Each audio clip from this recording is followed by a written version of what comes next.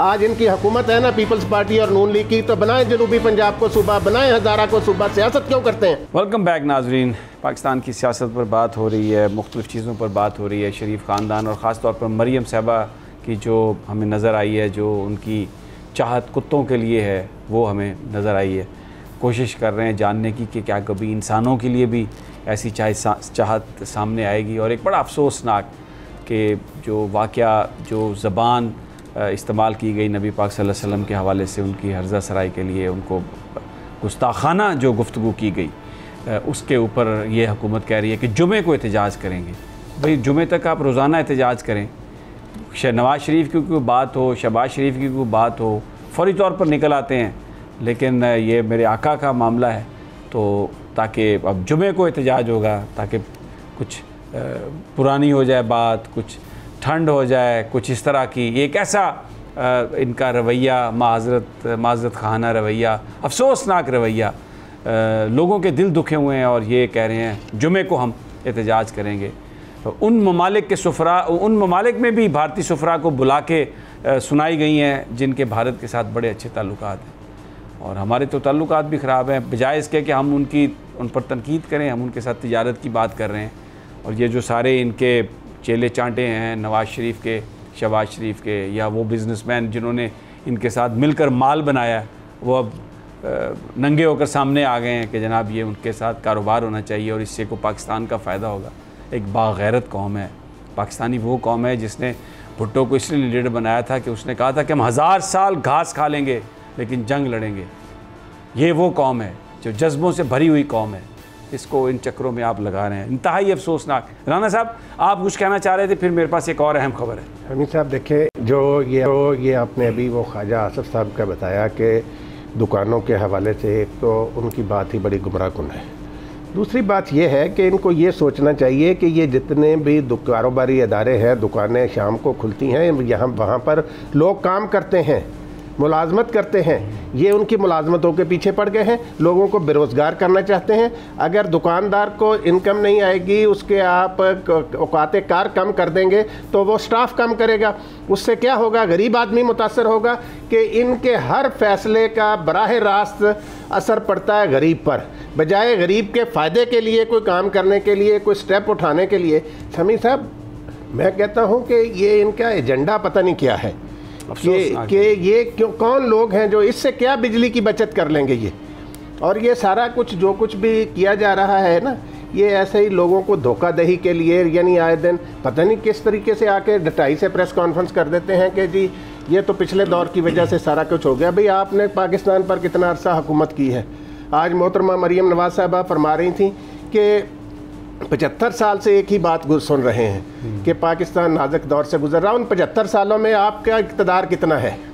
यानी ये कुत्तों का जो फूड है उस पर तो फौरी तौर पर एक्शन हो गया। Please Miftah look into that. ये हो गया सारा, और ये पूरा काम इन्होंने कर लिया, ट्वीट्स पर जवाब ये वो। लेकिन जो भारत कर रहा है, जो वहाँ पर जो गुस्ताखाना जो रवैया उनका, उसके हवाले से कोई ऐसी बात, कोई बात नहीं है और कोई किसी को नहीं कहा कि बहरहाल एक अजीब सी बात है। अच्छा, एक और ख़बर है, मैं इसकी आपको वजाहत कर दूँ। आज एक प्रेस कॉन्फ्रेंस थी वेटरन्स ऑफ पाकिस्तान की इस्लामाबाद प्रेस क्लब में। तो सोशल मीडिया पर कुछ इस तरह की खबरें चल रही हैं कि शायद वहाँ पर वो प्रेस कॉन्फ्रेंस अंदर नहीं हुई और उसको उनको इजाज़त नहीं दी गई। बिल्कुल ऐसा नहीं है। प्रेस क्लब एक ऐसा फोरम है जिस पर कोई भी आके प्रेस कॉन्फ्रेंस कर सकता है, और वहाँ पर अंदर उनका बंदोबस्त था। लेकिन क्योंकि उनके लोग इतने ज़्यादा आ गए, पार्टिसिपेंट्स इतने ज़्यादा थे कि फिर वो प्रेस कॉन्फ्रेंस बाहर करना पड़ी। और बाहर जो कुर्सियाँ और वो जो कुछ भी लगाया गया, वो प्रेस क्लब की मैनेजमेंट ने उनको दिया। और उसमें उन्होंने जो डिमांड्स थी प्रेस कॉन्फ्रेंस में, वो यही थी कि सोशल मीडिया पर फ़ौज के हवाले से जो ये फजूल और इस तरह की जो ख़बरें चल रही हैं, उनका मौसर जवाब देना चाहिए। ISPR को भी जवाब देना चाहिए। और इस महंगाई के आलम में जो रिटायर्ड फ़ौजी हैं, उनकी जो पेंशन है उनमें भी इजाफ़ा होना चाहिए। और चैनल्स पर किसी तरह की पाबंदी नहीं होनी चाहिए। तो ये मैं, क्योंकि सोशल मीडिया पर एक ये तूफ़ान है कि जैसे शायद प्रेस क्लब में उनको ये प्रेस कॉन्फ्रेंस करने की इजाज़त नहीं दी गई, ऐसा कतई तौर पर नहीं है।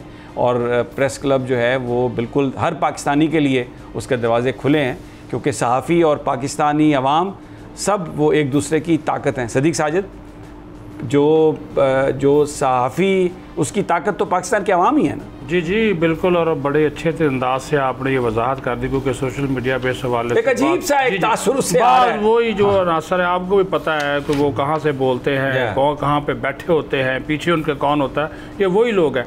लेकिन बड़े अच्छे और मुस्तर अंदाज में आपने इसकी वजाहत कर दी, बिल्कुल इसके क्लिप्स अच्छा मौजूद। हाँ जी, क्लिप्स भी मौजूद है। अच्छा, अब एक आप मुझे ये बात बताइए कि ये जो ग्रैंड डायलॉग है, ये ग्रैंड डायलॉग क्या है भाई? सारी की सारी सियासी जमातें तो शहबाज शरीफ साहब के साथ हैं। किस नुक्ते पे करेंगे, किस पे करेंगे, किसके साथ करेंगे? जिसके साथ करनी है वो कहता है इलेक्शन की तारीख दो, वो तुम देने को तैयार नहीं है। बाकी 13 जमातें तो तुम आपके साथ बैठी है, कर रहे हैं उनके साथ मुज़ाकरात। और कौन सी कुव्वत है जो आपको लेकर आए, वो भी आपके साथ बैठे हुए हैं। सीधी सी बात है।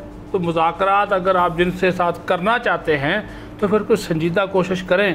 कुछ लोग हैं इनके, ये भी मैं आपको बता दूं, कुछ लोग हैं मुस्लिम लीग नून के अंदर जिन्होंने पसे पर्दा राब्ता किया है उनके साथ, लेकिन खान नहीं मान रहा।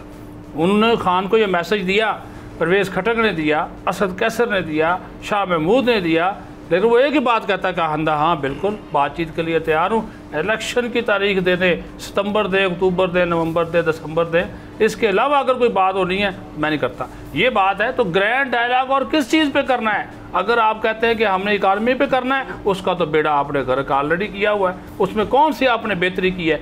तीसरा महीना इनको शुरू होगा। समी साहब ये कह रहे थे कि इतने लोड शेडिंग का हम मुकम्मल खात्मा कर देंगे, इतने डॉलर हमें आ जाएंगे। मुझे ये बताएं, आज भी 6 से 7 हज़ार मेगावाट जो है बिजली का शार्ट फाड़ है। पहले तो हमने 7 वो बड़ा मरियम औरंगजेब साहबा ने किया, 7 जो बंद पावर प्लांट थे हमने चला लिए, वो तकनीकी ख़राबी थी, फलां था, वो आपने चला लिए। बताएं उनसे कितनी बिजली पैदा हो रही है? अगर हो रही है तो शार्ट फॉल हर दिन क्यों बढ़ रहा है? कहते हैं जी मौसम गर्म हो गया।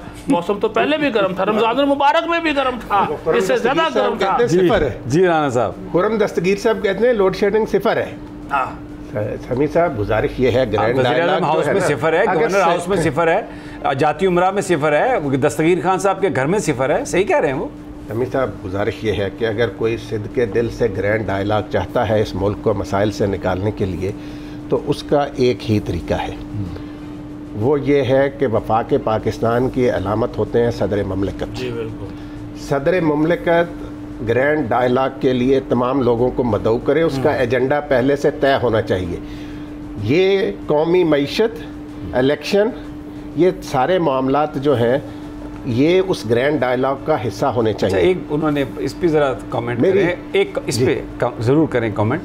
कहते हैं कि तमाम स्टेक होल्डर्स, ये इससे क्या मुराद है? स्टेक होल्डर्स, ये स्टेक होल्डर्स देखें, साबिक चीफ जस्टिस पाकिस्तान जनाब खोसा साहब ने भी एक दफ़ा एक तजवीज़ दी थी, आपको याद होगा। उसमें तो उन्होंने कहा था आर्मी, फौज, एजेंसीज के लोग सब आए। ये सारे देखें, ये वाक़तन मुल्क को इन मसाइल से एक देखें इस मुल्क को। लेकिन वो पावर शेयरिंग के हवाले से, एडमिनिस्ट्रेशन की जो शेयरिंग है उसके हवाले से बात कर रहे हैं साहब। वो देखें, इसमें तमाम मामलात आते हैं। अगर संजीदगी हो तो फिर सदर ऐवान सदर में ये ग्रैंड डायलॉग होना चाहिए, और उसमें इलेक्शन की तारीख, उसमें कौमी मईशत, उसमें नए सूबों का क़याम, ये सारे मामला जिस पर आवाम को ये सियासी जमातें चक्कर देती हैं कि जी जनूबी, आज इनकी हुकूमत है ना पीपल्स पार्टी और नून लीग की, तो बनाएं जनूबी पंजाब को सूबा, बनाएं हज़ारा को सूबा, सियासत क्यों करते हैं?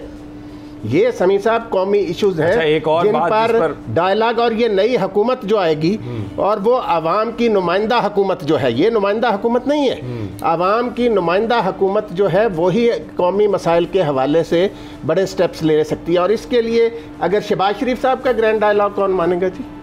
क्यों जी सिद्दीक साजिद साहब? जी जी बिल्कुल, वही तो बात है ना जी, वो तो कह रहे हैं, लेकिन बात ये है कि नुक्ता क्या है, लेकिन आना किस पे है, पाजी का क्या, पाजी ने अप्रूवल दी होगी, पाज को क्या बात करते हैं समी साहब? अभी तो आपने शुरू में कहा कि पाजी को तो यकीन दहानी करा दी गई है कि आप भाई डटे रहे। ग्रैंड डायलॉग की, ग्रैंड डायलॉग की, वो तो कहते हैं आप जो मर्जी करें, क्रूसीफाई कर दें, ये हुकूमत नहीं जाने वाली, मुझे ये बता दिया गया। तो फिर किस ग्रैंड डायलॉग किस चीज पे, फिर किस चीज पे, वो तो नहीं मान रहा। यही तो सवाल है समी साहब, उनके तर्ज़ अमल से तो ये लग रहा है नवाज शरीफ साहब के कि उन्हें ये कहा गया कि भाईजान तुम इत्थे ही रहना, ठंडियां हवावां खाओ। स्टेक होल्डर को छोड़ के सबसे बड़ा स्टेक होल्डर तो तहरीक इंसाफ है ना, उसको तो पहले मनाए ना कि वो आकर बैठ के बात करे।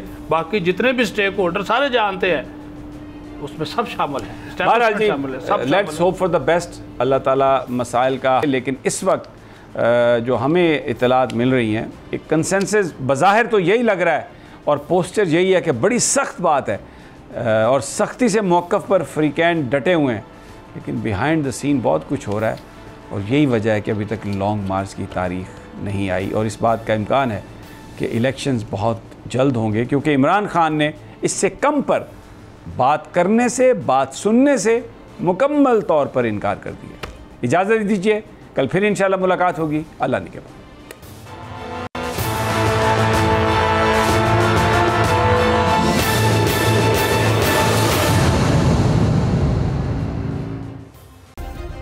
सब्सक्राइब करें और बेल दबाएं ताकि कोई खबर रह न जाए।